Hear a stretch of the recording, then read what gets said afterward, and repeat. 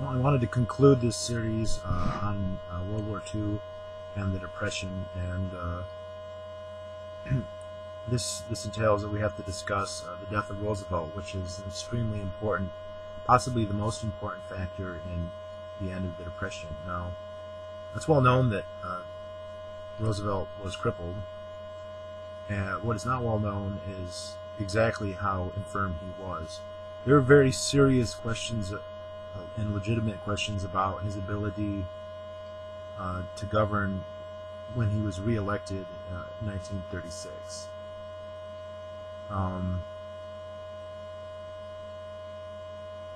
And I say that like his doctors, the prognosis that they were giving him, how much time he should spend relaxing and working every day was such that there was couldn't be a serious presidential schedule. When he was elected in 1944, he was almost a dead man at that point, and the media knew about his problems and just covered them up, kind of the same way that they did with Kennedy later, although he had different problems than Roosevelt did. He had problems by being not enough of a corpse. Well, when Roosevelt died, he was replaced by Harry Truman. Now, I'm not a fan of Harry Truman. A lot of things can be said about him, but he was not a radical at all. He was just your typical corrupt politician who brought, instead of a whole bunch of ideologues from academia or whatever, he brought his cronies from Missouri, and Roosevelt had culled most of the radicals from the government, at least from positions of power, for the war effort, and there was very little evidence that they would ever come back. And there are surveys to show this. If we go back to before the war and during the war, there is enormous trepidation and skepticism about the future of the country. By this point, the war is either over or soon to be over. Nobody thought it was going to last much longer by the time Truman came to office, and nobody thought Truman was going to, repeal capitalism or usher in a Soviet socialist or a fascist dictatorship, which he didn't. And so this made it possible for people to invest again. Now, during the war, a lot of Keynesian economists in the UK and in the United States feared the end of the war. To be fair, not because they necessarily liked death, although sometimes I think some of them may have actually had such macabre preferences. Most of them obviously didn't, but they were afraid, hey, all this government spending will come down, and wouldn't it be nice if we could find a way to continue it? In the UK, they basically did. Churchill was defeated, and Clement Attlee was elected, and he had the slogan, let's plan the peace. We plan the war, let's plan the peace. In America, not only was this not on the table, but there was actually a backlash against the New Deal. This is something that it's clearly happened, but most people aren't really familiar with. And Roosevelt progressively got lower and lower returns on his elections. I believe before he was out of office, the Republicans finally got out of minority in either one of the houses. I don't think both. And right after the war, the first elections, the Republicans took, I think, both houses, or at least one of them. They didn't take the presidency until the election of Eisenhower in '52. But there was a backlash against the New Deal that really picked up after the war, and about half of it was repealed. Some of it was thrown out by the judiciary during the Great Depression. A lot more was repealed after World War II. And this is something I kind of like to learn more about, but apparently this repeal of the New Deal continued until the Eisenhower administration. At the start of the Eisenhower administration, the New Deal was still seen as something that was radical and should be done away with. By the end of the Eisenhower administration, those parts that hadn't been eliminated, such as Social Security, probably being the biggest one, were no longer considered radical and became mainstream. Now, it's pretty incredible if you think about it. That's still 20 years after the New Deal started, that people still considered it radical and worth repealing. And given how we know how difficult it is to repeal a government program once it's instituted, let alone 15 or 20 years down the line, I guess we can be thankful that they got as much as they did. and disappointed that they didn't get it any farther. And Social Security has become a progressively worse problem every year, and one could, if it had been eliminated back in 1949 or 1950, wouldn't that have been saved us all a lot of trouble? Now, government spending decreased by about 2/3. The regulations, the rationing that went through the war, of course, they weren't eliminated the day the war ended. Most of them were eliminated in 1946. A few were eliminated in 1947. And contrary to the predictions of the Keynesians, this dramatic slashing of government spending did not cause a depression. In fact, 1946 and 1947 are probably the two biggest years of economic growth in the history of the entire world. Even though 16 million people were laid off by the government, the military wasn't shrunk down to its pre-war levels, but it was shrunk down a great deal, as were all the ancillary agencies that dealt with it. Many of the factories that were built during the war had no applicability whatsoever to the civilian market, and they were mothballed or either had to be completely retooled. Basically, people will talk about the government spending in the war stimulated the economy. All the government spending did during the war was to insulate companies from risk. Rather than risk their own money to build a factory to build armaments, the government paid for that and paid them a handsome profit on the top. When the war ended, as it turned out, most of these investments weren't paying concerns. They weren't things that were going to last. And thanks to the sweet deal that they had, the cost was passed on to the taxpayers, and the businesses did well and moved on to other things. The labor force, labor was reallocated. Rather than killing Germans and Japanese, it changed to providing goods and services to consumers. There's a famous, well, not famous, there's a nice scene in Band of Brothers where they're in Austria kind of waiting to go back and talking about what they're going to do. And here's this guy who's been in all these battles, and he's got a job waiting for him at what he called Nixon's nitration works.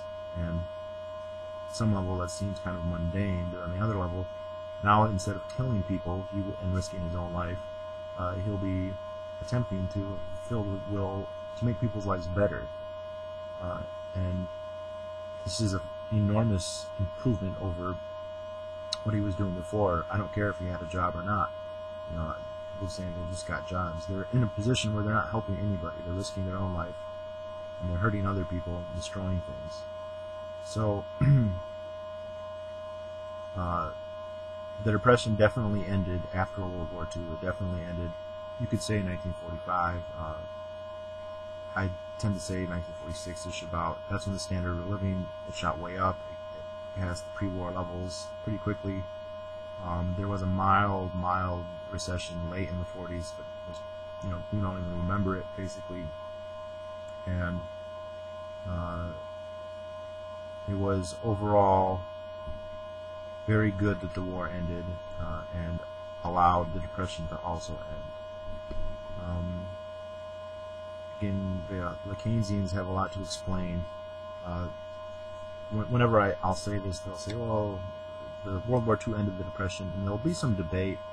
They'll claim the Depression wasn't going on during the war, although they never addressed the lower standard of living. I haven't had anybody deny that the standard of living was lower considerably, even ignoring all the conscription stuff. However, I've never had anybody deny the post-war prosperity, where there shouldn't have been any. Government spending is slashed by 2/3, and the economy is largely deregulated relative to what it was. Then there shouldn't be a post-war prosperity. There should be a post-war bust. And actually, that's pretty common, and there wasn't in this case. So, while the Depression did end, we have a legacy from World War II and the New Deal that is basically been like a ticking time bomb, a parasite that is slowly destroying this society. Two big ones. Well, there's a couple big ones. One is the military-industrial complex. The government never went back to a pre-World War II method of procuring arms and armament. They have codified a military-industrial complex, and it's become, whereas before there was a proliferation of firms, it basically got down to there's a couple favored ones. Now you could say there's thousands of firms. Yeah, the military consumes thousands of items, so there might be thousands on net, but if you look at how many aircraft producers are there, Boeing, Lockheed Martin, that's how many there are now. If you look before World War II, there was the American Plane Company, there was McDonnell Douglas, there was Boeing, there was Lockheed, there are a whole bunch, and there used to be a plethora, and it got to the point where whoever got the main government contracts, they would say smaller ones went out of business. And that's for aircraft. If you look at the other industries, it's the same thing. And of course, there's the whole revolving door where the generals go work at the corporations and vice versa. In Higgs's book, Depression, War, and Cold War, though, he does say that although the influence of the military-industrial complex is extensive, it is not all-powerful. And when the society is upset about military spending, there is a lag, but eventually Congress does respond, as it did at the end of World War II. When Germany surrendered, the military wanted to keep things going full steam ahead, but there was enough of an outcry that not happened, that they had to demobilize way more than they wanted. Same thing happened at the end of the Vietnam War, and the same thing sounds like it could happen now, and I hope it does, but we'll see. The other thing, of course, would be Social Security, and probably the principle that the government has the right to do basically anything and regulate anything thanks to the Commerce Clause. Something that the government had kind of attempted to do in the past, really got away with it big time during the Great Depression and the New Deal, and it continues to get away with now, up to the present. To the point now where the Supreme Court almost never rules something is unconstitutional. So, I don't think it's going too far to say that the Depression and World War II are the defining events of the 20th century, and to restate what I said in my introductory video to this, I don't think it goes too far to say that the two, and especially World War II, are the most cataclysmic things that have ever happened to the United States. They left us no positive legacy whatsoever.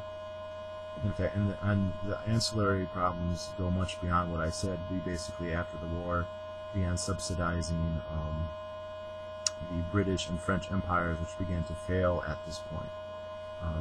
People talk about the Marshall Plan.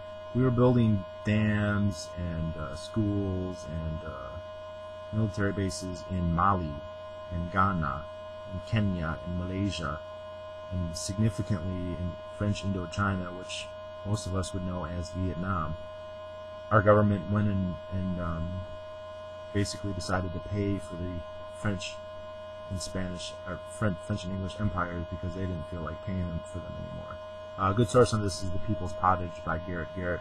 And I also recommend the book The Roosevelt Myth by John T. Flynn. John T. Flynn was a liberal who became what we call alt-right / proto-libertarian.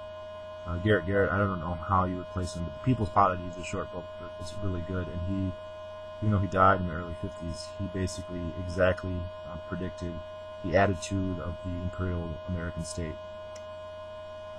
An attitude of fear and vaunting. We laud World War II and its greatness, and yet we're, let's thump our chests.